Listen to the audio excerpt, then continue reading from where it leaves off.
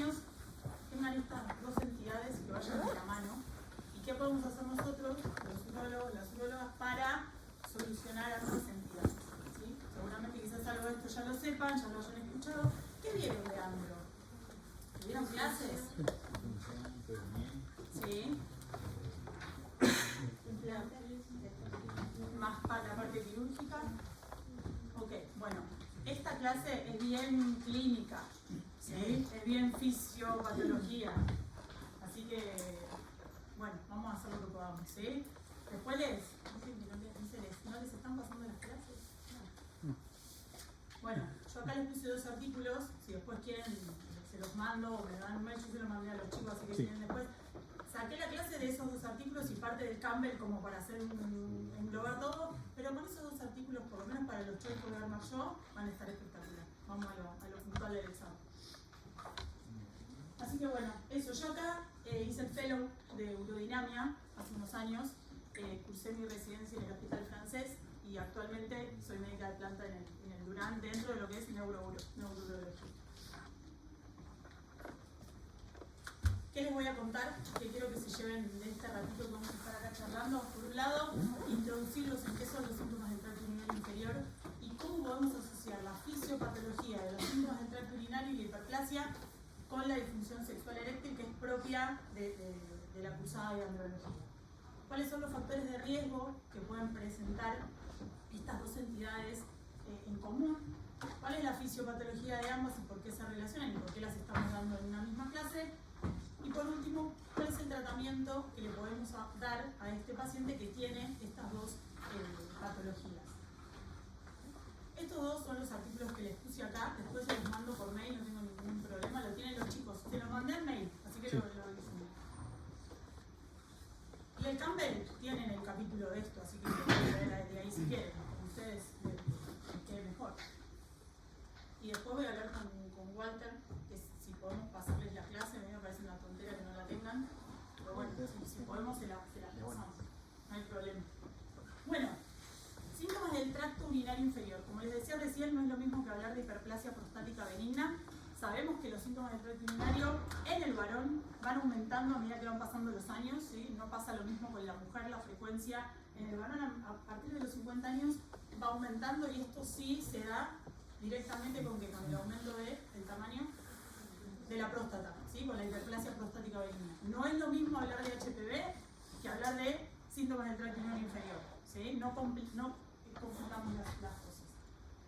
¿Cómo se van a caracterizar estos síntomas en el varón? Como les dije recién, ¿sí? Por síntomas irritativos, obstructivos y síntomas postmiccionales. ¿A qué nos referimos con irritativos?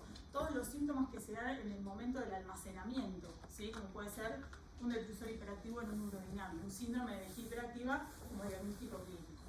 Síntomas obstructivos, que ¿dónde los vamos a ver? ¿En qué fase del estudio urodinamico los vamos a ver? En el momento del vaciado. Levante la mano, ¿quién hace urodinámicos en el servicio? Un buen estudio urodinamico, que me siento y entiendo lo que veo. Ahí empezaron a bajar las manos. Sean sinceros, por favor. Bueno, ok. El que quiera venir a rotar a nuestro servicio, está bienvenido. ¿Sí? Yo cuando hice la residencia de Euro, me sentaba delante del estudio urodinamico y no entendía nada, hasta le digo, me da culpa, lo hacía mal. Me dejaban con el estudio urodinamico solo y lo hacía mal. El que quiera venir a rotar al plan, o al Ramos también pueden ir, que hay otro muy buen servicio de urodinamia, pueden venir y aprender a hacer un urodinamio. Y síntomas postmiccionales, ¿sí? Que es ese síntoma que aparece minutos después de la etapa miccional, de esos segundos o minutos de micción, según la obstrucción, el grado de obstrucción del paciente, pero que no forman parte del llenado, del almacenamiento. Son justo después de que el paciente terminó. Como puede ser que, por ejemplo, un goteo postmiccional, una sensación de vacío incompleto, ¿sí? Esos son los síntomas postmiccionales. Ya los nombré, ¿sí? Los síntomas de almacenamiento, que son irritativos, pueden ser diurnos, pueden ser una frecuencia urinaria aumentada, urgencia, nicturia o nocturia, como lo quieran llamar, según de dónde lean. Síntomas de vaciado, síntomas obstructivos, esfuerzo, chorro de... Lo leo más que nada porque no hicieron urodinamia, ¿sí? Esfuerzo, chorro débil, chorro intermitente y el vacío incompleto. El vacío incompleto, la sensación de vacío incompleto es un síntoma postmiccional. Ahora, la prevalencia de los síntomas del tracto urinario, como les decía recién, aumentan a partir de los 50 años y más del 50% de los pacientes mayores de 50 años va a tener algún síntoma de todos estos que les comento. La mayoría, más del 85%, asociados a un aumento de la glándula prostática, ¿sí? Por hiperplasia. Acá no vamos a hablar de oncología, por suerte. Bueno, hablando puntualmente de la vía fisiopatológica de los síntomas del tracto urinario inferior. Y acá nos vamos a meter en una caja de un montón de causas fisiopatológicas, no hay una sola. ¿Por qué? Porque hablamos de un montón de síntomas que engloban diferentes patologías: hiperplasia prostática, vejiga hiperactiva, una estenosis de uretra, ¿sí? No hay una sola entidad que engloba todos los síntomas del tracto urinario. Por eso acá les nombro, y esto es lo que un poco aburrido, pero es lo más importante de la clase y es lo que me pidieron que les dé, ¿sí? Para después entender la parte del fármaco, que es la parte que más se van a llevar a casa. Por un lado, se va a reducir, ¿sí? Como dice ahí, la señalización de la vía del óxido nítrico con el GMP cíclico, ¿sí? Con la guanilato ciclasa. Eso después lo vamos a ver cuando veamos disfunción eréctil. Inflamación crónica. Desequilibrio hormonal. Esto todo, el tema de los esteroides ya lo vieron cuando vieron disfunción eréctil, el desequilibrio hormonal, cuando vieron la clase de la fisiopatología de la disfunción eréctil. ¿Lo vieron? ¿O no nombraron nada? ¿Testosterona, dihidrotestosterona?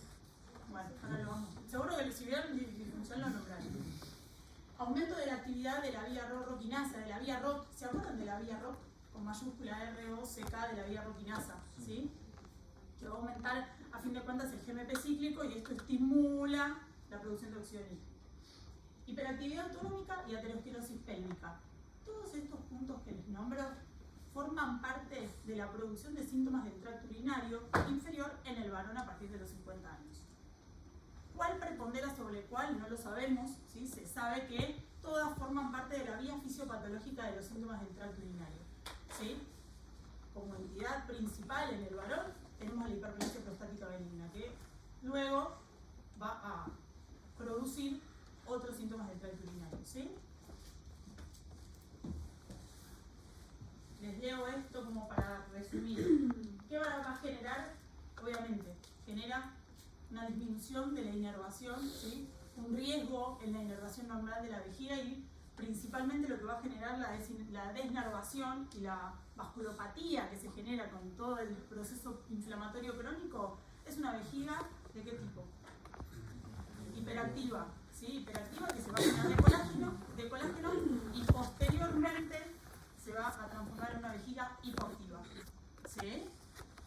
¿Alguna vez hicieron un estudio aerodinámico y lo diagnosticaron o les dijeron pongan síndrome COU? ¿Lo leyeron el síndrome COU? Bueno, el síndrome COU es muy interesante y es un síndrome que ejemplifica esto que les estoy contando. Esta evolución que tiene el paciente varón con una hiperplasia prostática que va en aumento y va adaptándose al aumento y a la inflamación crónica y a la aterosclerosis, porque seguramente estos pacientes que van a tener, para tener aterosclerosis pélvica, hiperactividad autonómica, ¿qué tienen asociados como factores de riesgo metabólicos? Ahora voy a eso, pero hipertensión arterial, dislipidemia, diabetes, aumento del índice de masa corporal, todo como lo engloban, ¿se acuerdan? Fisiología, síndrome metabólico, ¿sí? Que ahora cambió un poco la definición, pero en sí estamos viendo a un paciente como este que les puse acá, ¿sí? Ese es el paciente que va a llegar al consultorio con deseo sexual, seguramente, ¿sí? O con una pareja sexual que tiene deseo y él entonces lo tiene que tener. Entonces tenemos que valorar en él cuáles son los niveles hormonales que tiene, cuál es el deseo, cómo está orinando, ¿sí? Quédense con ese señor, con ese paciente. Pero estamos hablando de un paciente de 50 años, es un hombre joven, si no nos imaginemos al viejito con el bastón que no puede caminar, no, este paciente es el de 50 años. Entonces, no voy a darles clase de disfunción eréctil porque se supone que ya la vieron, pero ¿cómo la definimos? ¿Sí? Como la incapacidad persistente para lograr o mantener una erección suficiente para lograr una relación sexual de tipo satisfactorio. ¿Cuál es la incidencia? Va a aumentar, ¿sí? A medida que van aumentando los años, va pasando el tiempo y la disfunción eréctil aumenta. Hay trabajos que hablan y que estudian a los hombres jóvenes y se ve que muchas veces la consulta por disfunción sexual eréctil supera en los varones jóvenes a la consulta en el varón añoso.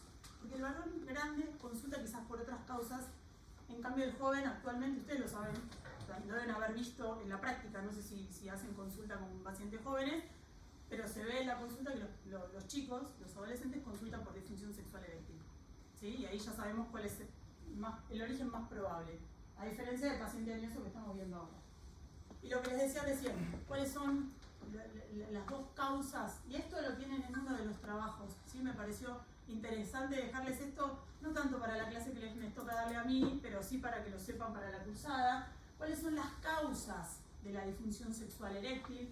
Por un lado, todas las causas psicógenas, ¿sí? Que pueden estar en paralelo a una causa orgánica, no es una causa o la otra, sino que pueden persistir ambas en el mismo paciente. Y dentro de las causas orgánicas, a mí lo que más me interesa que ustedes se lleven son las causas no endocrinas, y dentro de las no endocrinas las vasculogénicas, ¿sí?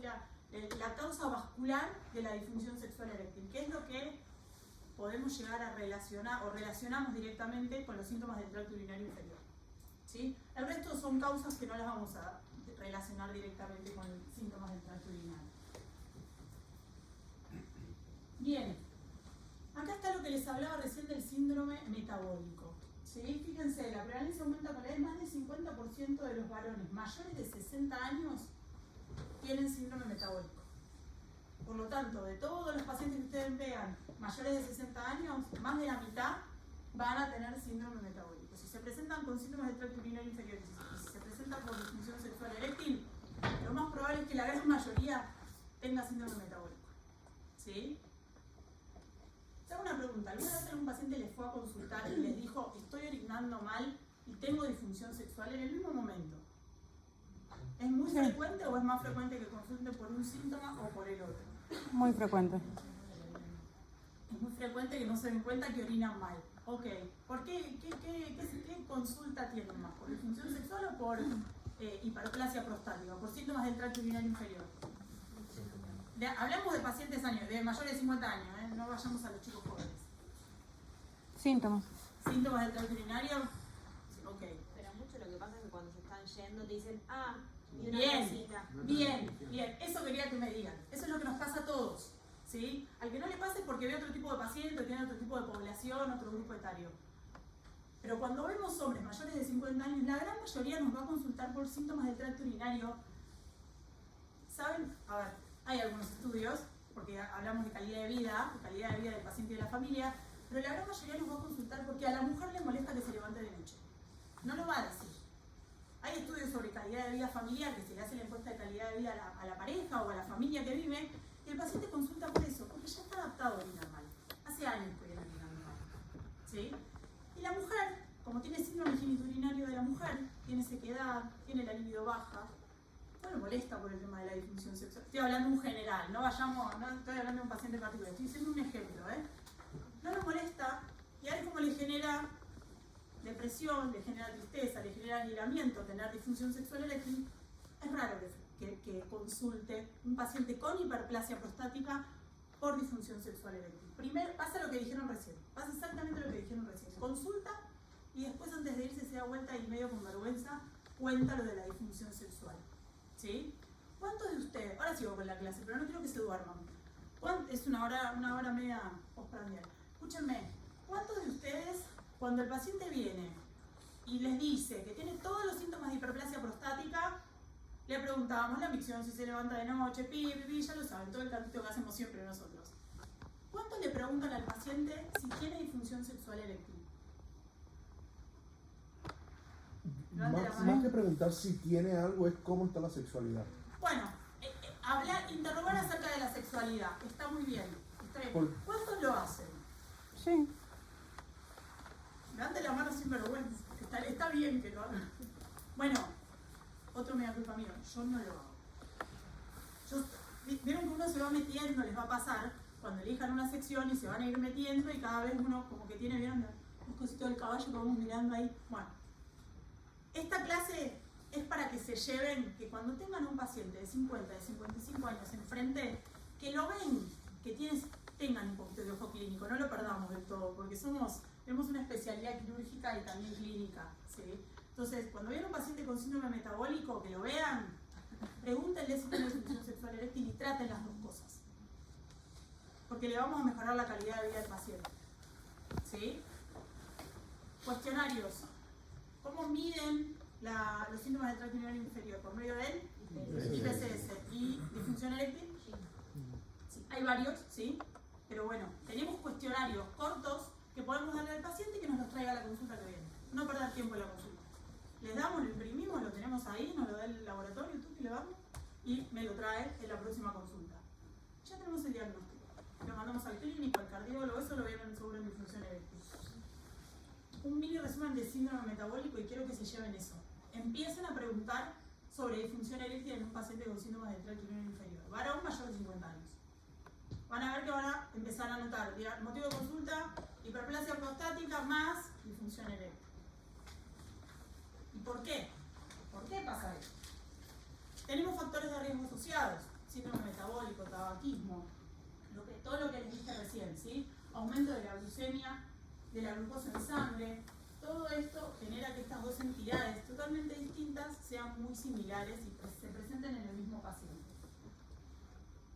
Enfoque clínico, enfoque urológico y andrológico, ¿sí? Muchas veces no tenemos el tiempo en el consultorio para tratar la hiperplasia prostática, indicar la RTU, indicar la adenomectomía, tratar la disfunción eréctil. Entonces lo que hacemos es mandamos a nuestro paciente a una interconsulta con el andrólogo del servicio, ¿sí? Y por lo menos lo guiamos y abrimos la consulta sexológica, si quieren, o andrológica, ¿sí? Lo derivamos. Nosotros nos quedamos con la parte urodinamia, que es lo que nos gusta.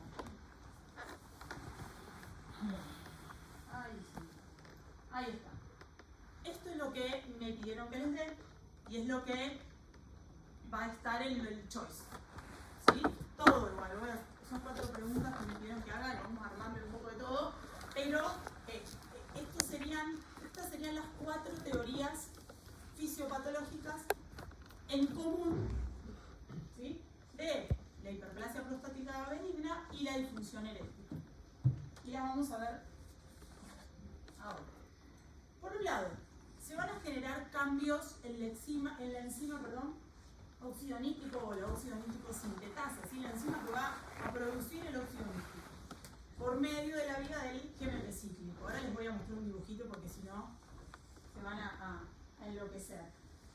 El óxido nítrico es la molécula de señalización básica ¿para qué? Para la erección del pene, ¿sí? Lo que va a generar es, ¿qué genera el óxido nítrico? ¿Lo vieron en la clase de hola, ¿qué tal? ¿Cómo? Vasodilatación. Sencillo, ¿sí? No estamos diciendo nada que no hayan visto en la clase de eso. Entonces va a generar relajación del músculo liso, aumento de la vasodilatación, sangre, erección. En el caso de los síntomas del tracto urinario o de la hiperplasia prostática benigna, va a generar lo mismo, va a generar miorrelajación y aumento del tamaño, ¿sí? de ese planchaje del cuello de la vejiga. Por lo tanto, va a mejorar los síntomas del tracto urinario. ¿Sí? Por un lado, mejora la erección y por el otro lado va a mejorar el vaciado, los síntomas del tracto urinario en general, no voy a decir solo vaciado. Lo que les decía recién, se libera el óxido nítrico, se forma el GMP cíclico, se relaja el músculo. ¿Por qué se va a dar esto a nivel intracelular? Como les describo exactamente, disminución del calcio adentro de la célula, ¿sí? Ahora les pongo el dibujito. Ahí está, ¿sí? Ahora, uno de los artículos que les compartí tiene un dibujo muy lindo acerca de los fármacos, que eso les sirve a ustedes para la práctica diaria, para entender por qué le vamos a dar a un paciente tamsulosina o por qué conviene que le demos un tadalafilo. ¿Sí? ¿Qué les parece a ustedes? ¿El tadalafilo qué es? ¿Tadalafilo, el sildenafil, qué son? Lo tienen ahí igual, inhibidores de la fosfodiesterasa 5, ¿sí? Fíjense acá. Lo que van a hacer es que la fosfodiesterasa 5 quede inhibida, entonces no se forme, ¿sí? El GMP. Por lo tanto, tadalafilo, el sildenafil, inhiben esta vía, inhiben la vía del óxido nítrico sintetasa y del GMP cíclico. Entonces, ¿qué va a pasar? ¿Qué pasa? ¿Va a aumentar qué? Si hace que el GMP cíclico aumente. aumenta la vasodilatación porque hay más GMP cíclico. ¿Sí? Nosotros estamos inhibiendo a la enzima que está haciendo que el GMP cíclico se vaya para abajo. Entonces, gracias a los inhibidores de la fosfodiesterasa 5, hacemos que el GMP cíclico aumente. Cuando hay aumento del GMP cíclico, hay descenso del calcio intracelular y hay relajación. Relajación del cuello de la vejiga y aumento de la cantidad de sangre por esta vasodilatación venosa que se genera en el pene, en el momento de la erección. ¿Sí? ¿Cuántos de ustedes en el consultorio han indicado conscientemente tadalafilo para ambas entidades? Sí, sí, porque hay evidencia que las dos se benefician mucho. Exacto. Por eso, ¿Sí? por eso. Esta es la parte más importante de la clase. Por lo menos el objetivo de la clase es que se lleven, ¿sí? Que los fármacos que inhiben a la fosfodiesterasa van a generar una mejoría de estas dos entidades que forman parte habitualmente de un paciente varón con síndrome metabólico mayor de 50 años. ¿Sí? Por eso es importante preguntar si tiene disfunción sexual eréctil, porque muchas veces lo que podemos hacer es, al tadalafilo, sumarle tamsulosina. Si solo le damos tamsulosina, ¿va a pasar algo con la disfunción eréctil? ¿Por qué? No tiene nada que ver un mecanismo de acción una cosa con otra. Bueno, bien, está bien. Ahí lo vamos a ver. Hiperactivación de la vía ROC o ROCkinasa, ¿sí? De la vía ROC. Esto es un mecanismo en común. Ahora les voy a mostrar el dibujo que les hablo de los fármacos, pero la vía ROC o ROCkinasa, ¿sí? Es una serina-trionina quinasa, enzima, que va a participar en la modulación del citoesqueleto de la actina que forma parte del citoesqueleto de las células musculares lisas. Obviamente va a generar... a ver, lo importante de esta vía es que es independiente de la regulación de calcio. ¿Sí? La vía del GMP cíclico va a ser dependiente de la cantidad de calcio que haya a nivel intracelular. La vía ROC o ROCkinasa no está directamente relacionada con el aumento intracelular o el descenso intracelular de calcio. Funciona por diferentes vías. ¿Sí? Eso es importante. Acá tienen a la vía, ¿sí? Ahora después cuando veamos la parte de los fármacos la voy a asociar con los inhibidores de la fosfodiesterasa 5, pero nos dice que el tono muscular liso se regula no solo mediante estos mecanismos dependientes de calcio, como son el mecanismo, la primera teoría, sino también por esta inhibición de una fosfatasa, de una cadena ligera de esta vía de miosina de la ROCkinasa. Ahí va. ¿Qué pasa? Este segundo punto, ¿sí? ¿Qué pasa en el paciente que presenta hiperplasia prostática y disfunción sexual concomitante? Hay una teoría que dice que se va a presentar una sobreexpresión anormal de esta vía ROCkinasa, que es independiente del calcio intracelular, y lo que va a generar es alteración de esta miorelajación que necesitamos, tanto en la vejiga como en las venas, en las paredes de las venas del pene, ¿sí? De los cuerpos carnosos del pene. Entonces, ¿qué va a pasar? Va a haber aumento de la resistencia al vaciado de la vejiga y una falta de llenado venoso en el momento de la erección del pene, ¿sí? Esta es la parte más importante de esta teoría. ¿Hay fármacos que generen una inhibición de la vía ROCkinasa? ¿Les suena? Nada que ver con Uro, porque en Uro no los tenemos. ¿Glaucoma? ¿Les suena? ¿Lo vieron en los... ¿Les suena glaucoma? Bueno, hay gotas que se dan, ¿no? Hay algunos comprimidos también biorales que lo van a hacer, es inhibir en el glaucoma de ángulo estrecho esta vía, ¿sí? Hay un trabajo que encontré, metiéndome ahí, que lo hicieron un trabajo en glaucoma y vieron qué pasaba con la hiperplasia prostática, no con disfunción eréctil, pero qué pasaba con la hiperplasia prostática y es relacionado con esta vía. Y vieron que había una mejoría leve en los síntomas y un aumento del flujo, lo hicieron con flujometría, cuando trataban a estos pacientes de glaucoma. Por lo tanto, esta teoría empezó a tomar preponderancia en hiperplasia y después la asociaron a la fisiopatología de la disfunción eréctil. ¿Sí? Eso no está acá, pero lo leí me pareció interesante. Tercera teoría, ¿sí? Falta esta, la cuarta, y no los quiero cansar. Hiperactividad autonómica, ¿sí? La hiperactividad autonómica está sujeta a la desregulación de un tono simpático y parasimpático, ¿sí? Lamentablemente no vieron urodinamia, pero la vejiga, en el momento del llenado, ¿por qué está relajada? ¿Por qué la vejiga, cuando ahora en este momento que se nos está llenando a nosotros, la vejiga tiene las paredes relajadas? ¿Por qué? Perdón, soy fanática de neurouro y me tienta hablarles de esto. ¿Por qué? Si tienen un paciente con vejiga hiperactiva o con un detrusor hiperactivo que lo ven en el urodinámico, ¿qué le dan? ¿Qué le van a Solifenacina. dar? Solifenacina. ¿Qué es la solifenacina? Un antimuscarínico, ¿sí? Un antimuscarínico. ¿Y para qué lo damos, el antimuscarínico? Para inhibir las contracciones involuntarias que están desencadenadas por los receptores M, muscarínicos, en el detrusor. ¿Sí? Por eso, ¿por qué les digo esto? Cuando nosotros hablamos de hiperactividad autonómica, estamos hablando de un paciente que tiene un desbalance entre el componente parasimpático y simpático. ¿Dónde están los receptores simpáticos en el aparato urinario del varón? Vejiga, uretra, prostática, etc. ¿Dónde están los receptores? Los muscarínicos ya se los dije, lo dijeron ustedes. Pero los simpáticos, ¿a dónde están? En el cuello de la vejiga. ¿Sí? ¿Y qué fármaco podemos dar para generar? Exactamente, ¿sí? También en parte del músculo liso. ¿Y qué fármacos le podemos dar al paciente para que genere relajación? ¿O qué le damos al paciente? Tamsu. ¿No? Por un lado tamsu y por el otro lado a nivel de los receptores del cuello de la vejiga y parte del trígono, los beta 3. ¿Sí? Los beta 3 adrenérgicos. ¿Sí? Porque lo que va a generar es relajación. Nosotros en ese momento vamos a querer contracción. Es muy interesante, son vías muy interesantes. Y puntualmente, ya que nombraron a la tamsulosina, vamos a seguir con eso. Se sabe que hay una sobreexpresión, ¿sí?, de los receptores alfa adrenérgicos. ¿Qué tipos son los receptores alfa adrenérgicos? ¿Simpáticos, parasimpáticos?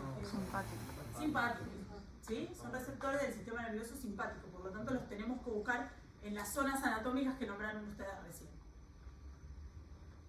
Entonces van a desempeñar un papel crucial al aumentar el tono del cuello y de la próstata, ya lo sabemos. ¿Nombramos a la disfunción eréctil acá?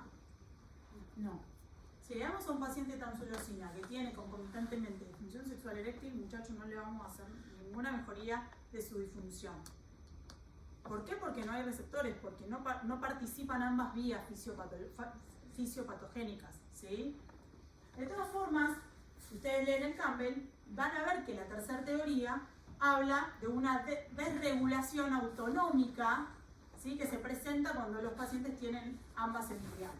Pero la realidad es que no va a participar el fármaco que le damos para la hiperplasia prostática en la disfunción eréctil. Eso ténganlo claro, ¿sí? Bien, acá está lo que les decía recién de la estimulación o la hiperestimulación de los receptores alfa adrenérgicos o los adrenoreceptores. Voy a pasarlo, que no tiene mucha importancia. Y esto sí, me parece importante. Consecuencias fisiopatológicas de la aterosclerosis pélvica. Recuerden que hablamos de un paciente con síndrome metabólico, que tiene diabetes, que tiene hipertensión. Entonces, en parte, la isquemia pélvica está inducida por la aterosclerosis, ¿sí? Por eso acá arriba les puse que esta teoría engloba todas las otras tres que vimos, ¿sí? Es interesante. Va a afectar a la próstata, al pene y a la vejiga, generando reducción de la señalización del óxido nítrico, aumento de la vía roquinasa, ¿sí? Es como que va a estimular a las teorías previas que les comenté. Y obviamente es un componente del síndrome metabólico y de la hiperactividad autonómica, que es la tercera teoría que ustedes tienen que saber. Resumiendo, se explica la evidencia de que los hombres con uno o más factores de riesgo de aterosclerosis diabetes, hipertensión, lo que les nombré recién, tienen altas chances de sufrir ambas entidades. ¿Sí? Por las teorías que les presenté recién. Y este es el gráfico que me pareció, capaz que no es tan de la clase, porque no me pidieron que hable de fármacos, pero inevitablemente lo tenemos que hablar. Léanlo tranqui en casa, no lo lean para el examen.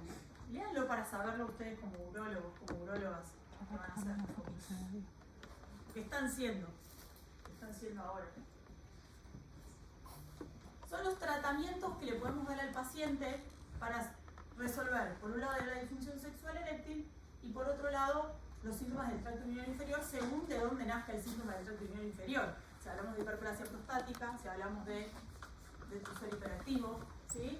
Y ustedes ven acá, son las teorías que vimos recién.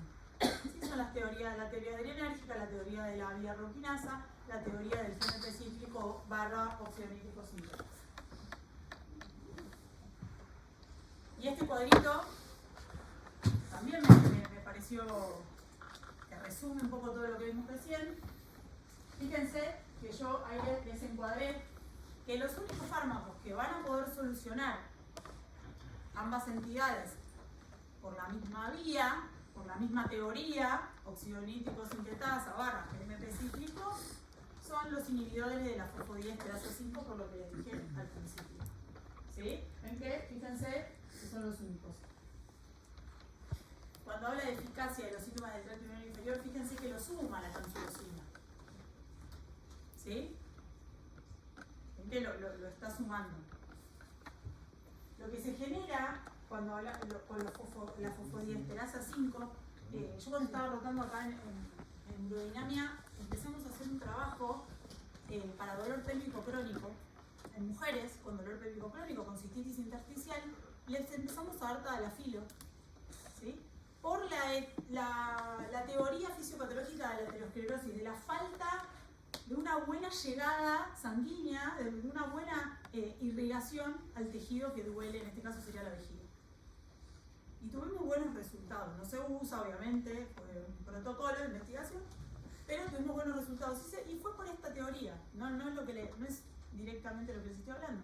Pero de todas maneras, fíjense cómo, ¿para qué se usa el tadalafilo? ¿Para qué otras enfermedades que nada que ver con nosotros se usa? Hipertensión pulmonar.